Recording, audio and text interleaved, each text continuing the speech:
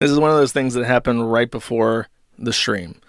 Well, the same day of the stream. So it kind of came out of nowhere. I didn't hear about it until late. Ralph talked about his flight problems and apparently did a woe is me spiel. So we're gonna go ahead and we're gonna go watch these. I'm watching these for the first time, and I'll give you my takes as we go along. I am. I see that he is watching Piers Morgan talk to a brown Muslim rapist sex pest. I'm gonna do the Tijuana stream, by the way. I just lost some documentation and some stuff, and like I'm not gonna go into it because it's just fuel for a logs, and so like I literally just could not do that stream this past weekend. So it is what it is. But we can make it a Saturday stream goal if you want to do something like that to add something to the goal. I heard Phil said I should. I didn't see it, but somebody told me it's like, oh, you should have more like instead of just having a goal to stream all day, have like not a prize, but like a reward or something like that. So we could do a Saturday stream. I'm not against. Are you talking about Dark Side Phil? Is he taking advice from Dark Side Phil now? He's just completely given up. It's unknown what documentation he's talking about. If he got back into Mexico, he absolutely had to have his passport. But he might have lost his Mexican permanent residence ID. I think that's probably the most likely thing. He lost his residence ID, and there was a issue with he got fucked over at the border because of that. No cigarettes today? God, I want one so bad. Is this a beat that I'm listening to, these jungle beats? Is this like smoke detector core? I keep hearing like these squeaks. I don't know if they're supposed to be like sneakers on like a basketball court, but they sound like smoke detector chirps to me. So Ralph is so blacked, he's just listening to smoke detector core at this point in time. I'm trying to quit just for health, and also like I figured up it would save me like probably like $1,000 a year. Dude, you hear it? Chirp, chirp, chirpity, chirp, chirp. Okay, so this is apparently the long sob. Yeah, let's listen to all this actually. Fuck Ralph. That's what really made him more mad. You know what though? If I would have seen his text, I wouldn't have done it. I never saw the text. Okay, so if you don't remember, the last time that Ethan, Ralph, and I spoke, and the first time that we spoke in like a year, it was because he had just snaked on Nick Fuentes. Ralph was in Florida for the last year's AFPAC. And while he was there, a bunch of groypers made it really obvious that he was a fat, retarded shit. They hated him having him around. He was a perpetual embarrassment to them. And it was only because Nick Fuentes tolerated him that they also tolerated him. They made it in no uncertain terms. Everyone thought he was a fat retard. And he took offense to this because, of course, he did. But he also thought that it was Nick Fuentes' personal thing. Kind of like when Riley was trying to chase me off the Dick show. I'm like, okay, that's obvious that Dick would rather have the pedophile around than me. So bye. I think he kind of felt the same way that these capos were telling him shit on behalf of Fuentes, when really, in this case, it was the opposite. Fuentes was the one holding people back from chasing him off, because for whatever reason, Fuentes was endeared by his constant dick sucking and honored his loyalty by tolerating him despite his perpetual humiliation of the groypers. At the time, he was on Cozy, too. And he was using that super chat system that Nick's people use. So it was like his entire career hinged on Nick Fuentes liking him. And when he showed up and started like deciding to go scorched earth, I talked to him to try and get him to say, everything that he had on Nick, because at the time we had just written a thread about how the snowflake lolly people were in the groypers at the time. So I was kind of out for them. And he didn't really have too much interesting to say, but it definitely burned the bridge. So I think that this 5-minute clip of him whining is going to be him saying, "I'm so sorry, Master Fuentes. If I had just seen your final text message, I never would have done anything against you. Oh, please, Master Fuentes, please let me back in. Please let me be a groiper. I'll start from the bottom again. I'll work my way back up to your top capo. Just let me back in, Master." Because I thought they were going to try to keep me out, like, altogether from the event. And I was, like, not going to accept that embarrassment. And he sent me a text, and he's just like, "No, bro, come. Just don't be don't fucked up. Everything will be cool." If I would have seen that text, I wouldn't have done everything I did. History, man. You know, that's how shit goes. But if I would have seen that, I wouldn't have done it. And you can see they leaked the text. You can see it was on Signal, and it didn't have the double white check mark because I never saw it. So, I mean, I was still considering it up to like an hour or two before it all happened. And of course, you have Milo. You know, I mean, I don't even think he would take an insult calling him a snake, right? You know, in your ear, whispering this. And at the time, things were different for Nick too. So it's like, oh, it's nothing physical. Okay. At the time, things were different for Nick, where it's like, "Hey, get up, man. You need to get off this shit, man. This thing's going down.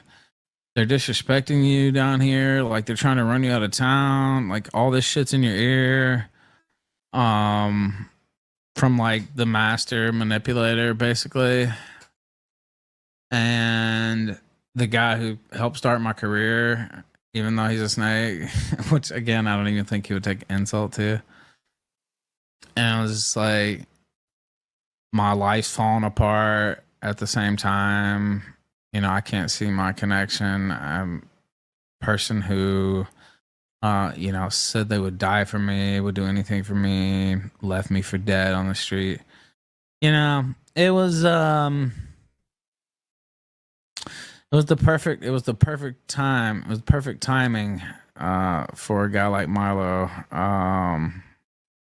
Because I wasn't even sure I wanted to continue living on this planet, dude. Like, it was like that. You know, that telegram I put out where I said I was dead? Like, I was actually going to kill myself. Like, that's why I put that out. But thankfully, I intervened. I take credit. He was there, alone, with no Fuentes, no hope, no one to talk to, about to end it all. When heroically, someone stepped up and put their own neck on the line to get the goss and to reinvigorate Ralph on this new trajectory of sobriety and anti-groiperism. And he fucked it all up. As he does. So, but I just can't. I can't give the haters that ultimate victory. But I wanted to so bad. Like, literally, it was really close. And, but I always, like, anytime I get down that bad, I think about all the faggots whose joy it would bring to see me die by my own hand. Like, how happy that would make them for me to kill myself. Like, that would just, like, thrill them. So, what a life. What a life. Where you're just, like, the only reason why you wake up day to day and consume all the resources on the planet that you do, all the waste you create, all the byproduct emitted by you, and to create your food, all the animals that have to die and suffer to sustain you, all the hard work people have to put in to grow the food that you eat every day, and you only do it because you think other people might be happy for like 30 seconds. For like, how long would it take for people to get over the news that Ralph is dead? Maybe a week, tops. Absolute maximum 1 week. And that's it. That's the only string, the only tether keeping him tied down to this earth. That someone somewhere that he doesn't like might be happy to hear that he's dead for like 1 week. It's worth all the effort and all the animals and all the pain and all the resources just to delay that one week. I just can't do it. Just out of spite, basically. Not because there haven't been times where I wanted to do it. That was one of those times. But like, I could never kill myself because of spite. I know how much joy it would bring so many people who hate me, and so I can never do it. That's literally the reason. Also, it's a pretty bad sin as well. I wouldn't say I'm fully back in the church or anything, but pretty bad sin to kill yourself. Yeah, shit happens, man. You just keep on keeping on, and I got a lot of work to do still, but I don't know. You think about things and just like one or two things changes, one or two messages or answers. All thoughts are lies. The past doesn't exist. JLP. I'm just gonna listen to JLP. Because that's true. Dude, imagine being so down bad that like Jesse Lee Peterson, a mentally handicapped black man, has the life sauce that you need to continue living for. Like, that's crazy. It's like, I'll let it play out. It's almost done. Doesn't do any good. Even the shit this past weekend, missing the first visit, not my fault. Like, fucked me over on the airline. Missing an hour out of the second visit. That one was more my fault, but it's like I could sit here and dwell on it, or I could sit here and think about the hour I got to spend with my son, and the first time I got to hear him call me daddy. That was pretty cool. So world's fresh water. Let's listen to this. So it just said, "Oh, I got to be called father for the first time." Despite having kids years ago. What's his follow-up thought with that? By the way, don't get married, don't have kids. I'm just like, he's trying to pretend that he cares about his family, about the kids that he's created, and that he enjoys the small fruits that he gets from the limited input he puts in. And then the next statement is, "Don't have kids."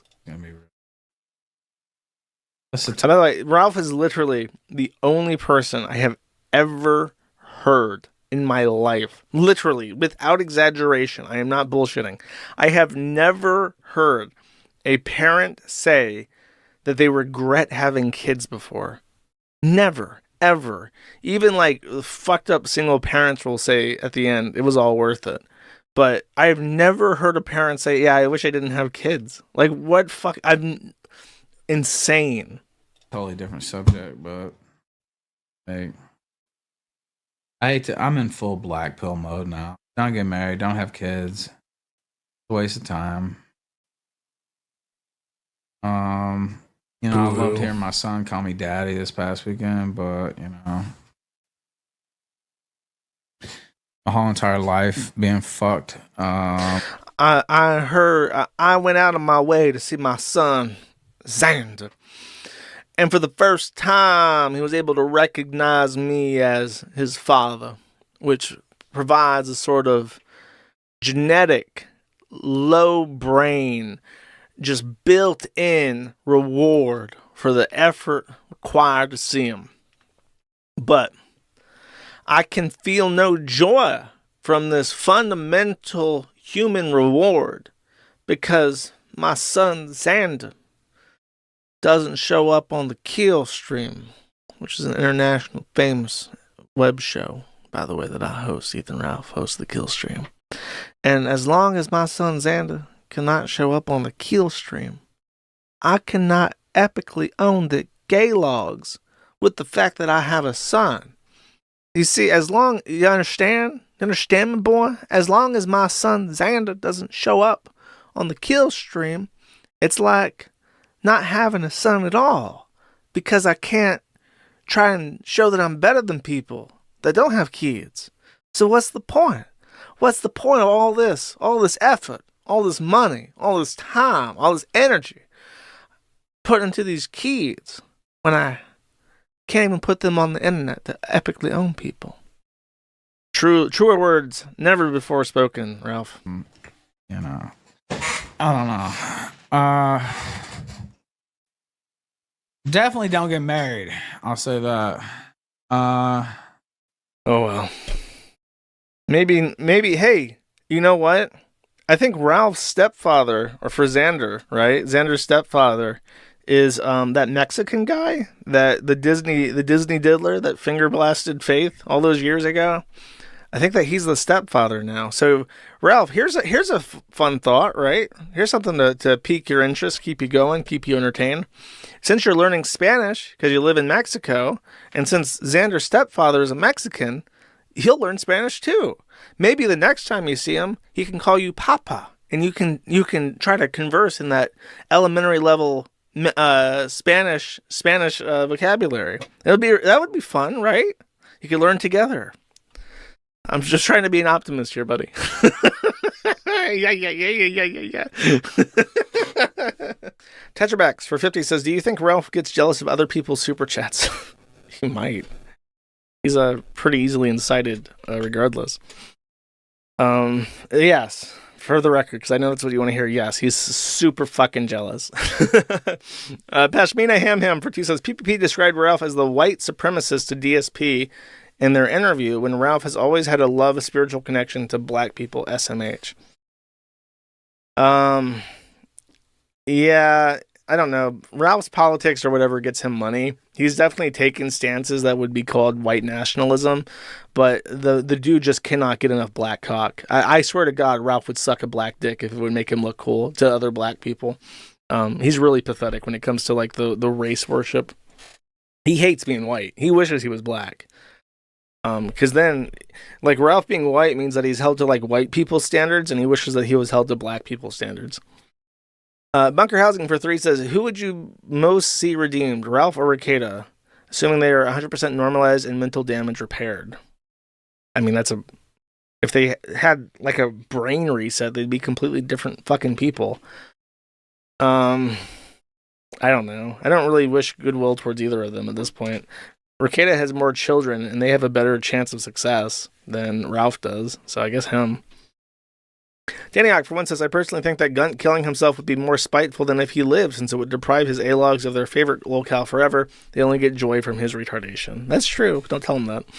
I was thinking about saying that, but I didn't want to be too mean, just in case.